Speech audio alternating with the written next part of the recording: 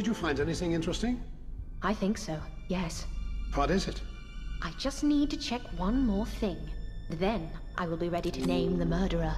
I just need to examine Claudia's and Dr. Hartman's rooms.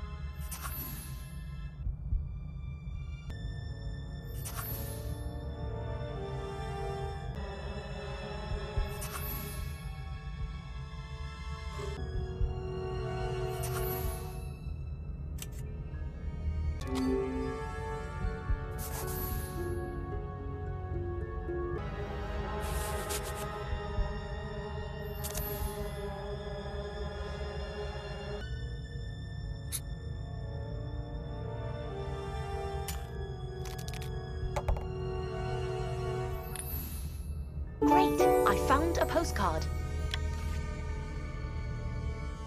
Munich. That is what I thought. And I need to check Dr. Hartman's room one more time.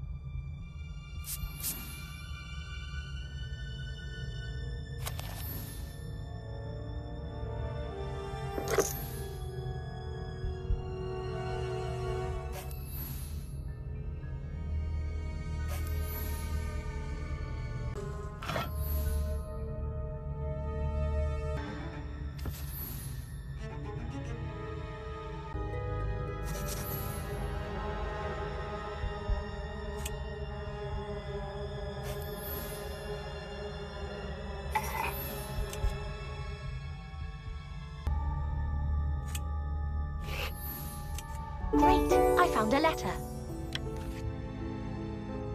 A letter? To customs authorities. While I was... discovered a secret operation. Cigarettes and alcohol. Everything is clear now. Time to catch a killer.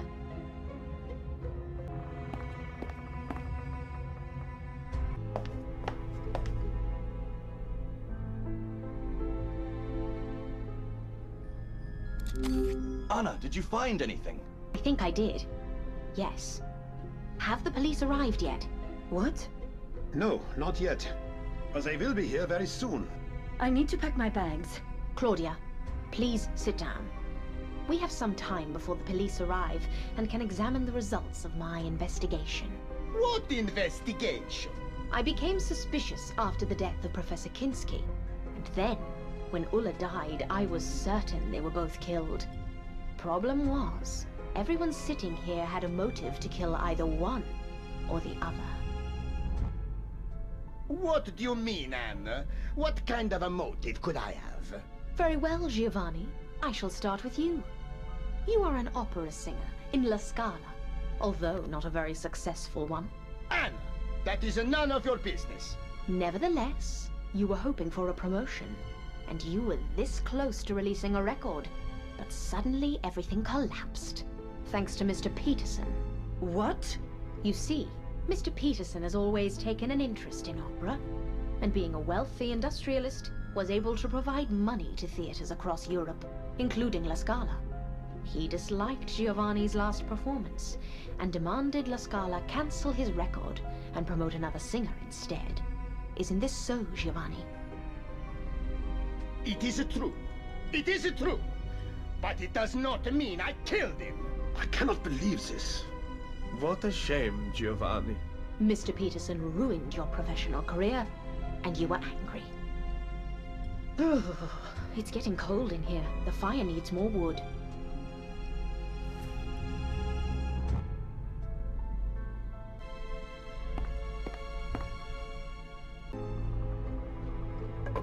That's better.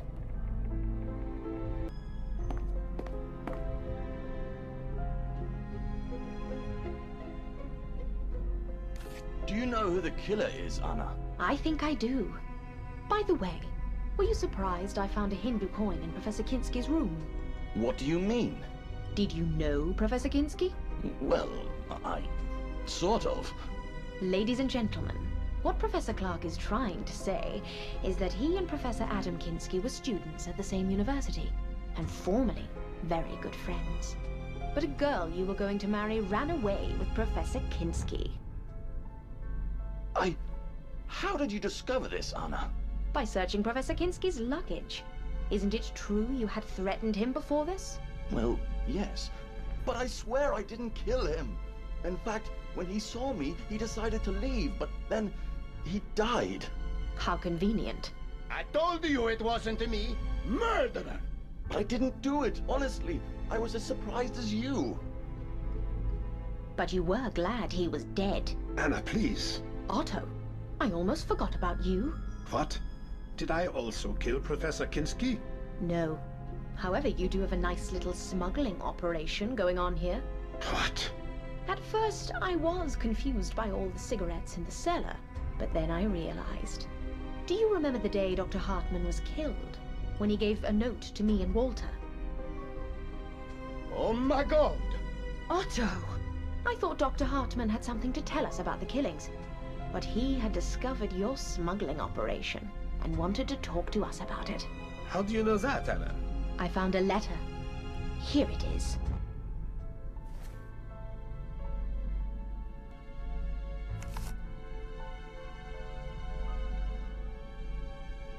What do you think, Father? Well, I don't think what is written here is true. Why? Because he thinks you were also involved in the smuggling? What? Are you mad? I remember how worried you were when Dr. Hartman was killed, and asked if we had uncovered anything suspicious. Now I understand your real fear was that we would find out about you. Father, is this true? I... He was helping Otto to communicate with customers. He travels a lot around this area, and knows local people. Very convenient. And then Dr. Hartman found out, and he died. Anna, it is not what you think. I'm speechless, gentlemen. To kill a man because he uncovered your smuggling operation was cruel punishment. We didn't kill him. In fact, we didn't even know he discovered... Oh, never mind. What a shame. Sadly, it is, yes. Well, Anna, it is a relief to know all the criminals have been found. But now, please excuse me. I need to pack my bag and leave this place as soon as the road is cleared. Well played, Claudia. To be honest, I admire your skill. What are you talking about? Have you seen this postcard?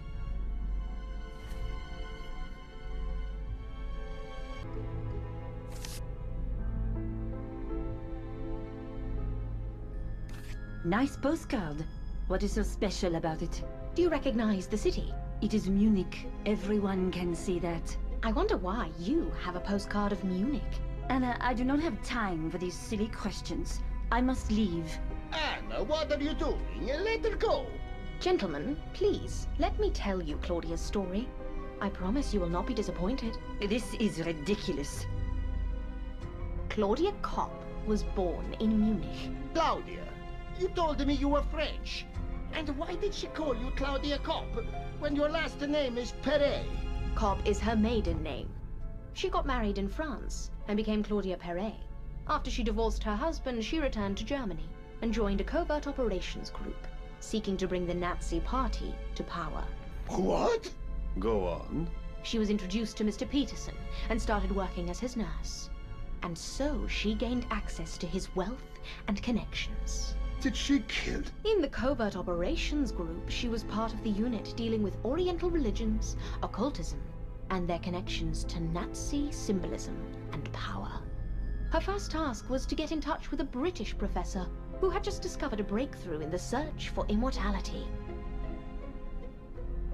What utter nonsense! This actually makes sense. I told you I was contacted a few times. Claudia knew the professor would be at this hotel, so she persuaded Mr. Peterson to come here for a short holiday. Mr. Peterson was sick, and doctors told us to go to the Alps. That is the only reason we came here. The only problem was that Claudia did not know what the professor looked like, and both Professor Clark and Professor Kinski were here. Time was of the essence, so Claudia had to act quickly. She tore out the photos from the guest photo album and stole the hotel keys so she would have access to all the rooms. So that explains the missing keys and the missing photographs. On the day I arrived, Claudia decided to check Professor Kinski's room. But alas, the professor returned to his room at a very unfortunate moment when Claudia was going through his luggage. That is the funniest thing I have ever heard. And then what? He saw me and had a heart attack? No. Professor Kinski threatened to report you to the police and tell all the guests you were a thief. So you had no other choice. And the next morning you remembered he complained about his heart. Mein Gott, I do not believe this. Claudia, is this true? This is a joke, Father. Can you not see? She has accused us all. The only innocent person here is Anna. Anna, go on, please. It's a telephone. I will answer it, Otto.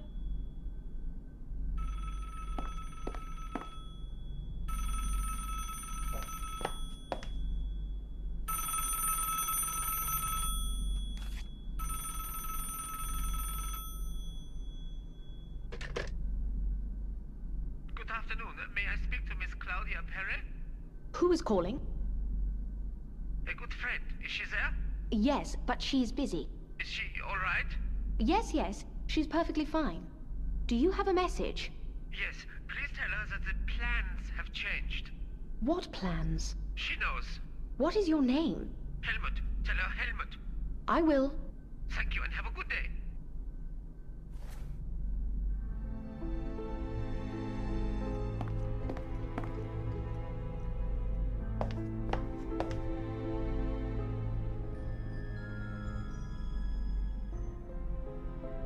Who was on the telephone? A man named Helmut. He was looking for Claudia. I do not know him. He asked me to tell you that the plans have changed. Plans? I don't know about any plans. Who is Helmut? I told you I do not know him. Anna, please continue. Where was I? Oh yes, when Claudia killed Professor Kinski. Later that night, Ulla confided in Claudia that when she was younger, she worked as a nurse, and Professor Kinski's heart attack looked suspicious. Furthermore, Ulla discovered puncture marks on his neck that were probably made by a syringe. She also told Claudia that she planned to discuss it with Dr. Hartmann. Mein Gott! After their conversation, Claudia decided to take care of Ulla. She acted quickly, and we discovered Ulla's body later that evening. Complete nonsense. The next morning, Dr. Hartmann decided to investigate. As a doctor, it was obvious to him that something wasn't right, and he suspected that Professor Kinski and Ulla were both killed.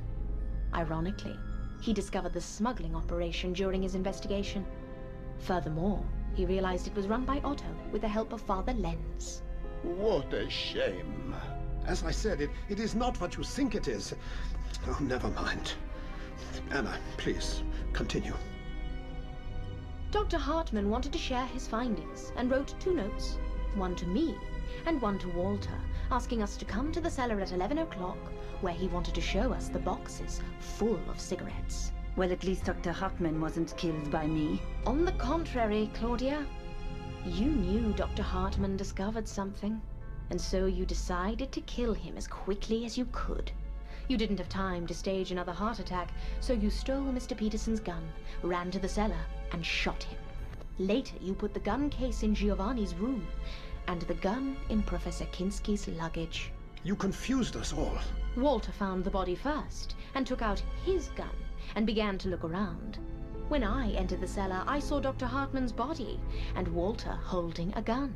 We argued, and after we searched the cellar, we left and informed everyone of Dr. Hartmann's death. Nonsense! When we announced the death of Dr. Hartman, it turned out Giovanni was missing a pair of shoes. Professor Clark had mislaid his passport, and Mr. Peterson could not find his gun. For now we know what happened to Mr. Peterson's gun. But what about the shoes and the passport? We are almost there, Otto. Be patient, please. Did you find my passport, Anna? Yes, I did. Here it is.